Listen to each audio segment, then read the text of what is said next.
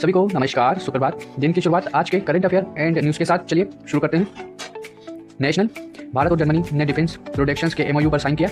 गुजरात के गांधीनगर में 12 जनवरी को पीएम मोदी और जर्मन चांसलर फ्रेडरिक मर्स के बीच मीटिंग हुई। बैठक में भारत और जर्मनी ने डिफेंस प्रोडक्शंस और ग्रीन टेक्नोलॉजी से जुड़े एक समझौते एमओयू पर साइन किया।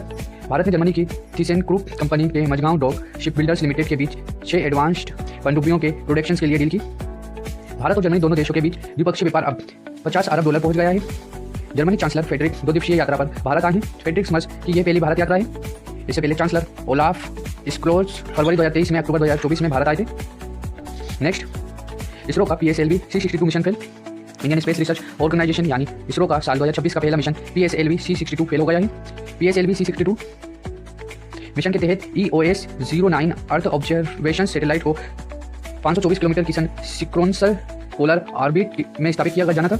रॉकेट 12 जनवरी को सुबह 10:18 आंध्र प्रदेश के श्रीहरिकोटा स्थित अंतरिक्ष केंद्र में 16 सैटेलाइट लेकर उड़ा था। ISRO chief doctor V Narayan ने कहा है कि रॉकेट लॉन्चिंग के तीसरे चरण में गड़बड़ी आ गई है, जिसके कारण वह रास्ता भटक गया है। पिछले साल 18 मई को भी इसरो का PSLV C61 मिशन तकनीकी खराबी के कारण तीसरी स्टेट में फेल हुआ था। नेक्स्ट, केंद्रीय मंत्री अश्विनी वैष्णव G7 क्रिटिकल मिनरल्स बैठक में शामिल हुए।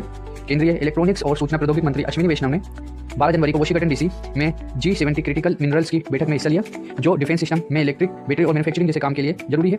G7 critical minerals minister level की एक काउंसिल है जो क्रिटिकल मिनरल्स के लिए सिक्योर सप्लाई चेन के लिए काम करता है। 7 मेंबर्स के इस काउंसिल में भारत समेत United national, Britain, Japan, France, Germany, Italy और कनाडा शामिल है।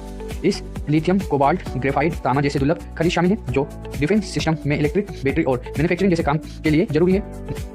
Next, national UN international court में अब म्यांमार रोहिंग्या नरसंहार की सुनवाई होगी। यूनाइटेड नेशनल इंटरनेशनल कोर्ट यानी international court of justice ICJ में म्यांमार रोहिंग्या नरसंहार मामले पर सुनवाई होगी।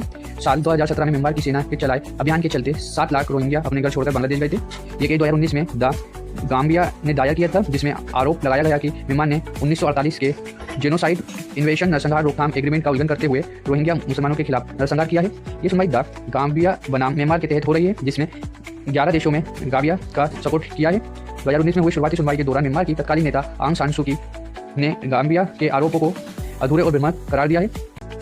आज का इतिहास, टुडेज स्टोरी। 13 जनवरी का इतिहास। 1949 में आज ही के दिन अंतरिक्ष में कदम रखने वाले पहले भारतीय विंग कमांडर राकेश शर्मा का जन्म हुआ था। अंतरिक्ष में जाने वाले राकेश शर्मा 128वें इंसान थे और पहले भारतीय थे। 1970 में शर्मा ने एयरफोर्स में पायलट के रूप में ज्वाइन किया था।